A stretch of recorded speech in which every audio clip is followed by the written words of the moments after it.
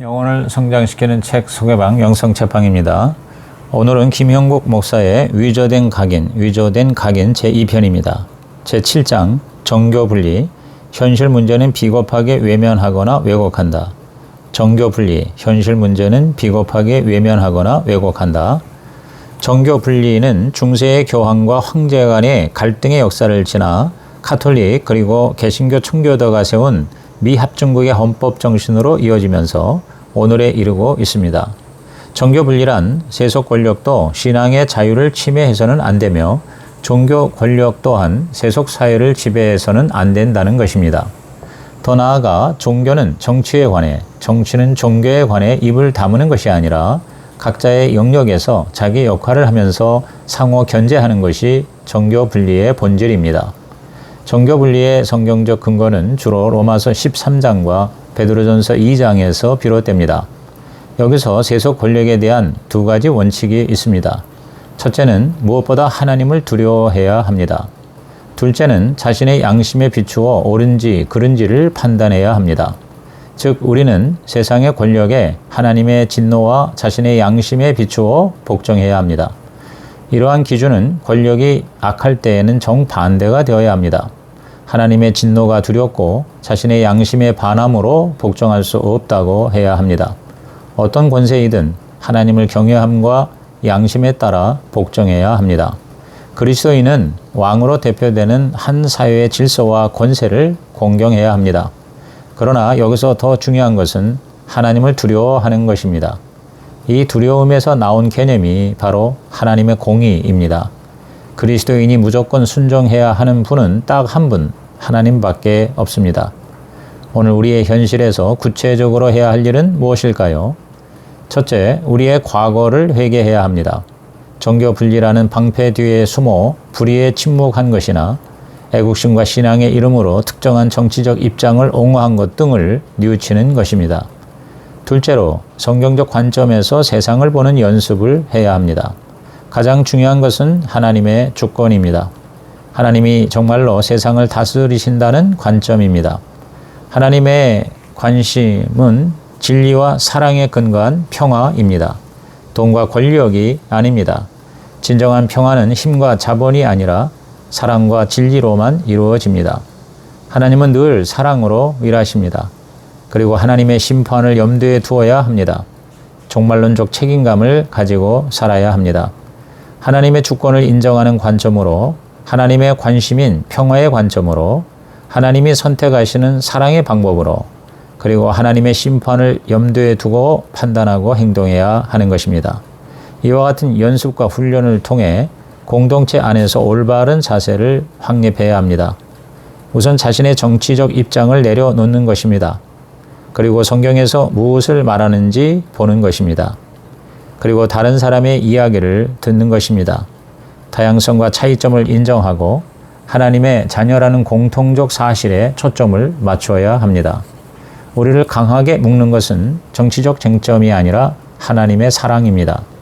그리스도가 이를 가능하게 하십니다. 이와 같은 자세와 과정이 없다면 교회는 정치적 사안을 아예 다루지 말아야 합니다. 교회가 진정한 빛이 되려면 자신의 사견이 아니라 하나님의 관점으로 세상을 보는 연습을 해야 합니다. 그리스도인의 사명은 우리나라와 사회가 어떻게 하면 더 잘 살지, 다른 나라를 제치고 부자 나라가 될지가 아닙니다. 하나님의 정의가 우리 시대에 어떻게 드러나야 할지를 이야기하는 이 시대의 양심이 되는 것입니다. 제8장 남성 우위, 여성이 아무리 많아도 남성이 지배한다. 남성 우위, 여성이 아무리 많아도 남성이 지배한다. 한국교회의 남성중심주의는 인류의 오래된 문화적 관습, 권위에 대한 잘못된 해석, 문자주의 성경 해석이 결합한 결과입니다. 이 문제를 해결하기 위해서는 성경이 가르치는 하나님의 형상으로서의 인간 이해, 하나님의 형상으로서의 인간 이해가 필요합니다. 창세기 1장 27절 28절에 보면 하나님은 하나님의 형상대로 인간을 남자와 여자로 창조하셨습니다. 즉 여성과 남성은 하나님의 형상을 반영합니다. 남자가 홀로 있는 것이 좋지 않아 하나님은 여성을 돕는 배필, 즉 조력자, 영어로 헬퍼로 주셨습니다. 조력자는 보조자 이상입니다. 히브리어의 에제르라는 단어는 구약에 한 100번 이상 등장하는데 시편에는 하나님은 우리를 돕는 분, 즉 에제르라고 표현했습니다. 그런 식으로 이해한다면 여성은 남성보다 더 우월한 존재라고도 해석할 수 있습니다. 하나님은 남성을 보완하고 온전하게 세우기 위해 그 부족한 부분을 넉넉히 감당하기 위해 여성을 창조하셨습니다. 그런데 그러한 하나님의 계획은 인간의 죄로 말미암아 일그러지고 깨어지는 관계가 되었습니다. 죄의 특성은 사람을 파괴하는 것입니다. 죄는 하나님을 도전하고 인간을 파괴합니다. 그래서 성차별이라는 단어로는 부족한 성적인 억압과 종속과 착취가 가득한 세상을 만든 것입니다. 그러나 그리스도 안에서 남녀 관계는 물론 세상의 모든 깨어진 관계가 놀랍게 변화됩니다. 바울은 갈라디아서 3장에서 이 세상의 모든 인간이 종족, 신분, 성에 관계없이 하나님 안에서 하나가 되었다고 선언합니다. 그리스도 안에는 어떠한 차별도 없습니다. 그리스도 안에서 하나님 나라가 시작되었습니다. 하나님이 창조하신 원래 의도대로 세상이 회복되고 하나가 된 것입니다. 예수님을 가장 잘 섬긴 제자들이 여성이었습니다. 초대교회 남녀 평등은 놀라운 모습입니다. 사도 바울의 동역자 중 상당수가 여성이었습니다. 초대교회는 여성이 남성과 동등한 지위를 가진다는 혁명적 사상을 믿었고 그렇게 살았습니다. 그들은 메시아가 오셔서 하나님 나라를 시작했다고 정말로 믿었기 때문입니다.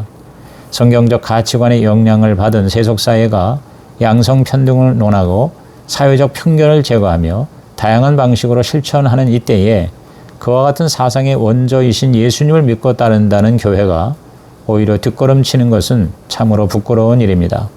먼저 가정에서 남성과 여성이 동행해야 합니다. 양성평등을 주장하며 어떻게 반으로 나눌지 주장하기보다는 서로에게 돕는 자가 되는 길이 무엇인지를 하나님 앞에서 묻고 서로 대화하며 함께 조정해가며 살아가는 과정이 필요합니다. 딸과 아들을 차별하지 않기 위해 부부가 끊임없이 대화하고 기도해야 합니다. 수많은 페미니스트가 교회를 떠나고 있기에 여성이 절대 과반을 차지하는 한국 교회는 더욱 여성을 존중하고 여성 사역자가 많아지도록 격려하고 힘써야 합니다. 그래야 교회가 더 건강해지고 교회 안의 여성들이 자신의 잠재력을 더 발휘할 수 있습니다. 교회 공동체야말로 아이를 낳고 키우는 엄마들이 하나님 나라 속에서 자기의 정체성을 분명히 발견하고 자녀들을 잠재적 하나님 나라 백성으로 키워내도록 지원해야 합니다. 그리고 사회에서도 이미 시작된 하나님 나라를 세상 속에 살아내도록 해야 합니다. 여성 차별을 침묵하지 말아야 합니다. 남성과 여성이 한 팀으로 건강하게 일하도록 애써야 합니다. 양성 평등을 위한 다양한 정책을 적극적으로 활용해 건강한 문화가 제대로 발전하고 정착하도록 노력해야 합니다.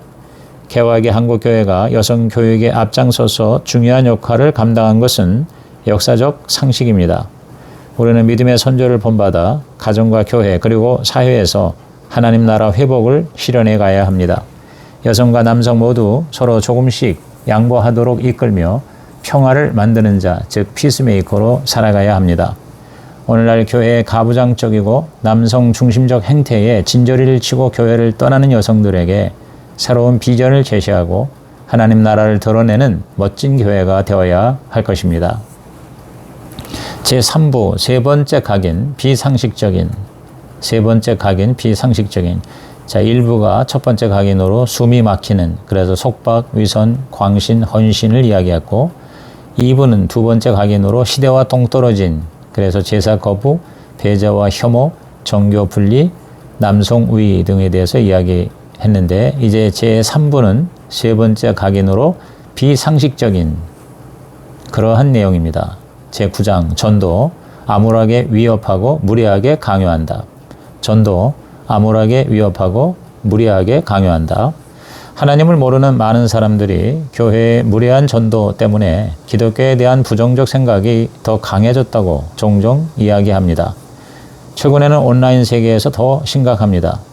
안티 기독교 클럽에서 펴낸 우리는 왜 기독교를 반대하는가 라는 책에 보면 기독교를 사회악으로 규정하고 제거해야 한다는 주장까지 펼치고 있습니다. 이런 현상은 성경을 오해하거나 부분적으로 이해한 데서 비롯됩니다. 그것이 바로 전도에 대한 세 가지 신화입니다. 첫째 신화는 전도는 말로 선포하는 것이라는 것입니다. 디모데후서 4장 2절에 너는 말씀을 전파하라. 때를 얻든지 못 얻든지 항상 힘쓰라는 말씀을 오해하여 상대방의 상황과 입장에 관계없이 무조건 씨를 뿌리듯 전달하는 것입니다. 둘째 신화는 상대가 듣든지 안 듣든지 전해야 한다는 것입니다.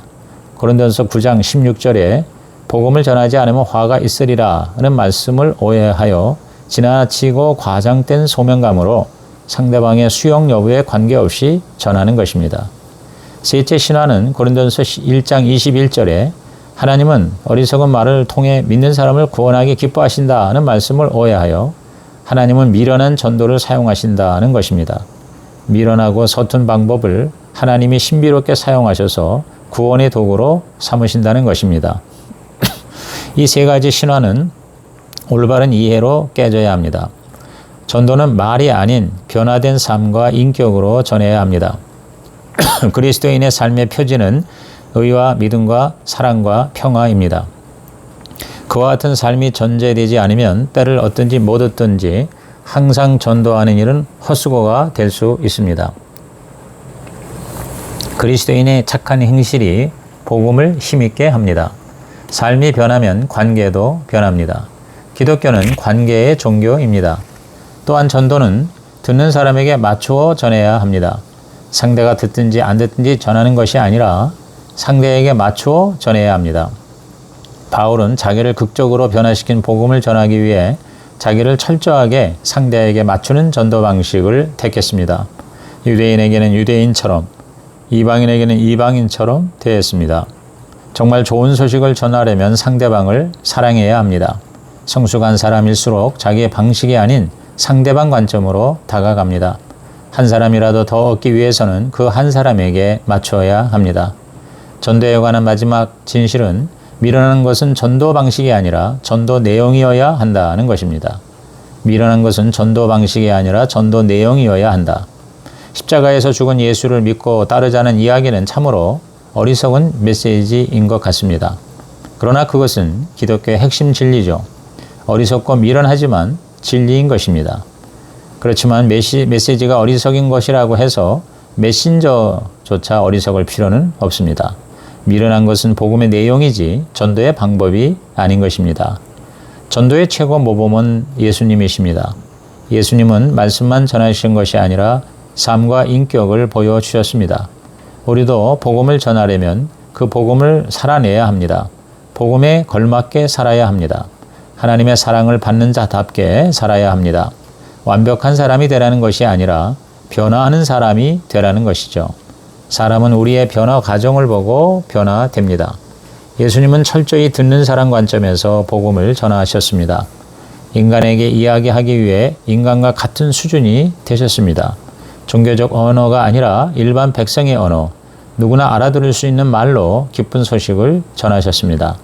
예수님은 한 걸음 더 나아가 대가를 기꺼이 치르는 사랑과 자기 희생으로 전도하셨습니다. 예수님은 죽음으로 사랑을 가르쳐 주셨습니다. 우리도 누군가에게 복음을 전하려 한다면 대가를 치루어야 합니다. 기다리고 사랑하는 수고가 있어야 합니다.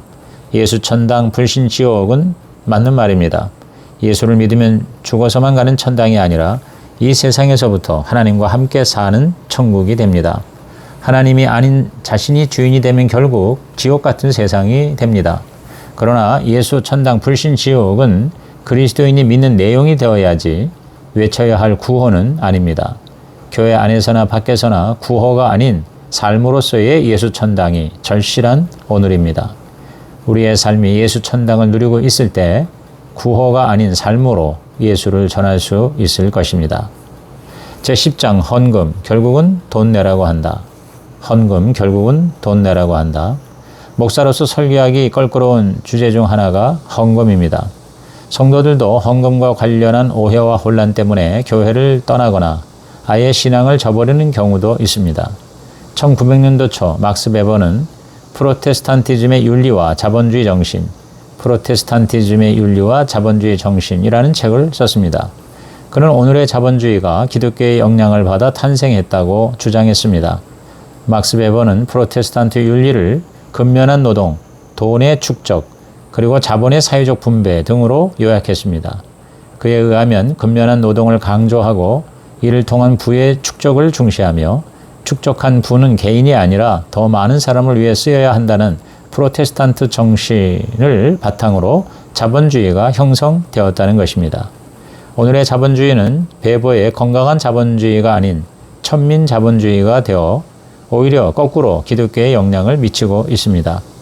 자본주의의 가장 큰 문제는 과도한 빈부격차입니다.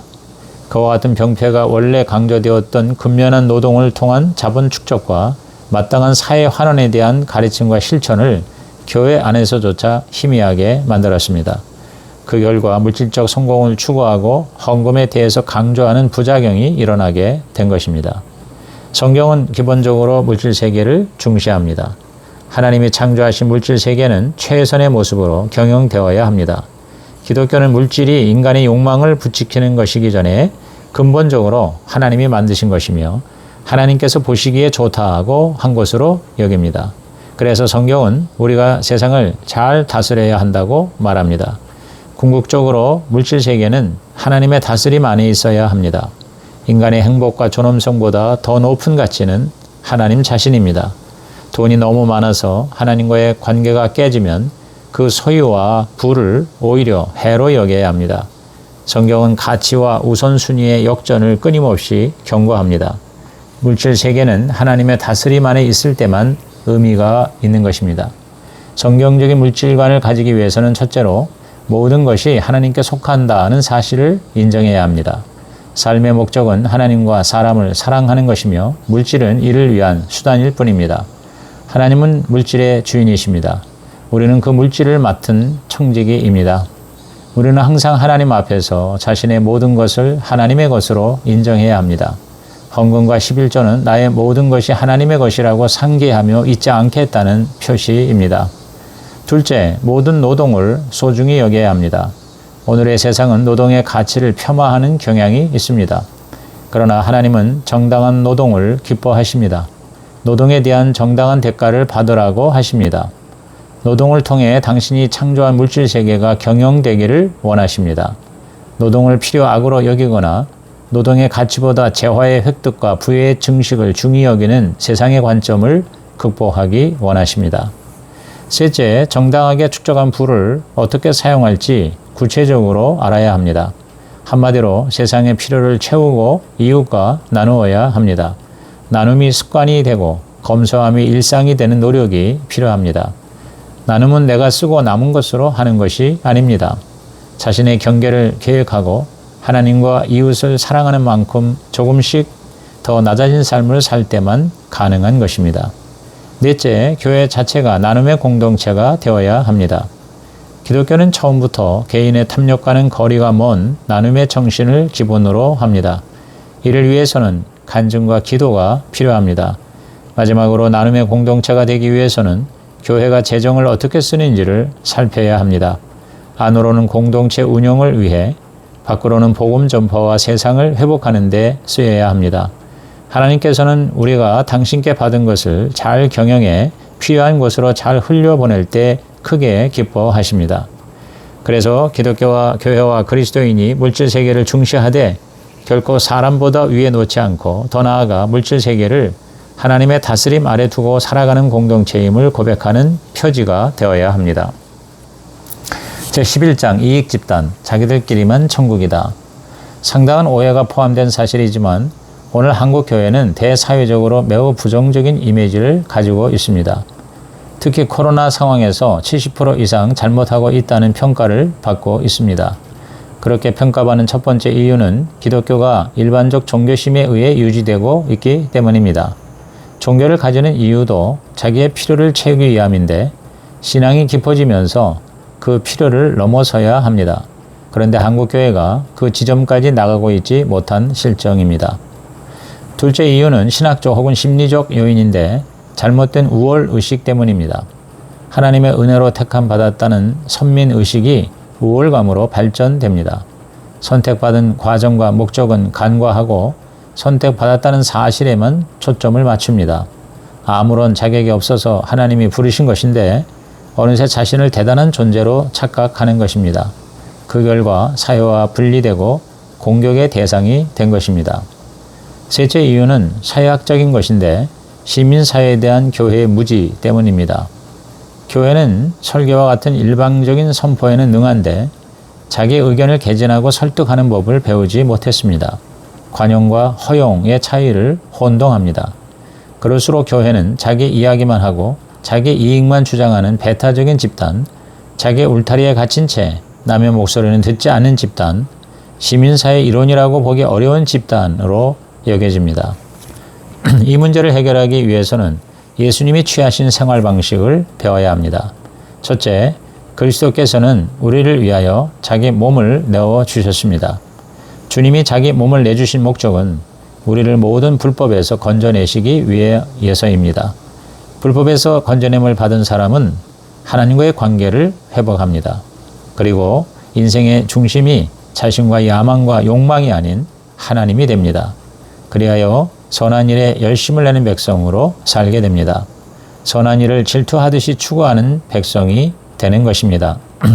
초대교회가 세상을 변화시킬 수 있었던 것은 예수님의 가르치셨던 본질적 가르침에 집중했기 때문입니다. 하나님께서 하시는 선한 일은 두 가지입니다. 첫째는 자기 중심성에 빠져서 하나님을 만나지 못하는 사람들을 하나님께로 돌아오도록 이끄시는 것이고, 둘째는 하나님께로 돌아온 사람들이 자기 중심성에서 벗어나서 이웃을 사랑하고 모든 피조 세계를 섬기도록 이끄시는 것입니다. 개개인이 구원받은 목적은 선한 일을 하기 위해서입니다. 에베소서 2장 10절에 의하면 우리는 선한 일을 하기 위한 하나님의 작품이 되었습니다. 인생의 목적은 구원이고 구원의 목적은 선한 일입니다. 교회는 선한 일을 하는 공동체입니다. 그리스도인의 사명은 공동체 안에서 서로 사랑하는 것입니다. 그 다음에 공동체 밖에 있는 사람들을 사랑하는 것입니다. 공동체 안에서 서로 사랑하고 공동체 밖에 있는 이들을 사랑하고 세상의 갈등 구조에까지 나아가 평화를 이루는 일에 관심을 둔다는 것은 그리스도인이 하는 선한 일의 차원이 달라지는 것입니다. 개인을 넘어서서 사회 구조와 문화에까지 선한 일의 영역이 확장됩니다. 한국인들은 경쟁하는 법만 배우지 사랑하는 법을 배우지 못했습니다. 그래서 그리스도인들도 교회 안에서 서로 사랑하기가 쉽지 않습니다. 그러므로 교회가 세상을 바꾸려고 하기 전에 먼저 교회 공동체 안에서 서로 사랑하는 법을 배워야 합니다. 서로 이해하고 서로 필요를 채우는 방법을 배워야 합니다. 교회는 사랑의 훈련장입니다. 그 힘으로 세상의 필요를 찾아 그에 응답하는 일을 할 때 세상은 그리스도인들이 누군지 비로소 알게 됩니다. 선한 일을 한다는 것은 하나님의 뜻을 따르는 것입니다. 하나님의 뜻을 따른다고 해서 다 좋아하거나 일이 잘 되는 것은 아닙니다. 많은 경우에 갈등과 오해와 불이익과 고난을 받게 됩니다. 그런데도 하나님께 우리 영혼을 맡기고 선한 일을 하며 살아가라고 하십니다. 그 일이 가능한 이유는 나중에 받을 혜택과 보상이 보장되기 때문입니다. 선을 행하면 반드시 거두게 됩니다. 인간은 누구나 인생을 다 산 다음 하나님 앞에 서게 됩니다. 자기 중심적으로 살아간 악이든지 하나님과 이웃 중심으로 살았던 선이든지 평가를 받게 됩니다. 자기들끼리만 천국인 교회, 교회 밖에 다른 사람은 돌아보지 않는 교회는 뭔가 크게 잘못된 교회입니다. 그리스도인들이 꿈꾸며 바라는 교회는 세상을 위해 끊임없이 선한 일을 하는, 선한 일을 뺏기지 않으려 움켜쥐는 하나님 나라 백성의 공동체입니다. 제12장 교회 운영, 교회가 세상보다 더 깜깜하다. 교회가 세상보다 더 깜깜하다. 투명성 문제는 그 원인이 이기주의 때문입니다. 더 가질 수 있는 권리를 포기하면서까지 투명성을 추구하거나 공정성에 목을 매는 사람은 거의 없습니다. 이기주의의 뿌리는 인간의 자기중심성입니다. 그것을 신학적으로는 죄성이라고 합니다. 성경이 말하는 죄인은 도덕적으로 결함이 있는 사람이라기보다 더 본질적 결함, 즉 하나님 대신 자신을 중심에 놓고 사는 사람입니다. 인간은 자신의 언행과 마음까지 다 알고 있는 어떤 존재를 인식하지 않는 한 자기 이익을 위해 뭐든지 할 수 있는 존재입니다. 투명성을 위한 최소 필요 조건은 법과 제도의 개선입니다. 그러나 더 중요한 것은 형식이 아니라 내용입니다. 한국교회 투명성이 약한 이유는 사회의 고질적 문제를 그대로 반영하고 있기 때문입니다. 세상에 빛이 되어야 할 교회가 한국 사회에서 부정적 영향을 받고 있는 것은 부인할 수 없는 사실입니다. 잘못된 종교적 권위주의도 한 이유입니다. 잘못된 권위주의가 교회에 들어오면 토론과 논의가 사라집니다. 상명하달의 소통만 남고 아래에서 위로 올라가는 건강한 소통이 어렵습니다. 더 큰 문제는 교회가 종교 권력으로 전락하는 것입니다. 어떤 권력이든 권력화할 때 문제가 생깁니다. 권력화했다는 것은 견제 기능과 정화 기능이 사라진다는 것입니다. 권력 남용으로 나타나는 가장 큰 해악은 재정 비리입니다. 아울러 기독교적 승리주의는 고난과 희생과 섬김없이 결국 우리는 승리할 것이다 라고만 강조합니다. 그러한 자세는 여러 가지 고질적인 병리 현상을 가져다 줍니다. 투명한 교회를 새롭게 하려면 적절한 제도를 수립하고 시행해야 합니다. 예결산을 공개하고 감사 제도를 갖추어야 합니다. 교회 정관을 만들어서 지키는 방향으로 노력해야 합니다. 물론 교회 정관은 문제를 사랑으로 풀어내지 못할 때 교회를 지키는 최후 수단으로 존재하는 것이 좋습니다. 유기적 소통을 위한 시스템도 매우 중요합니다.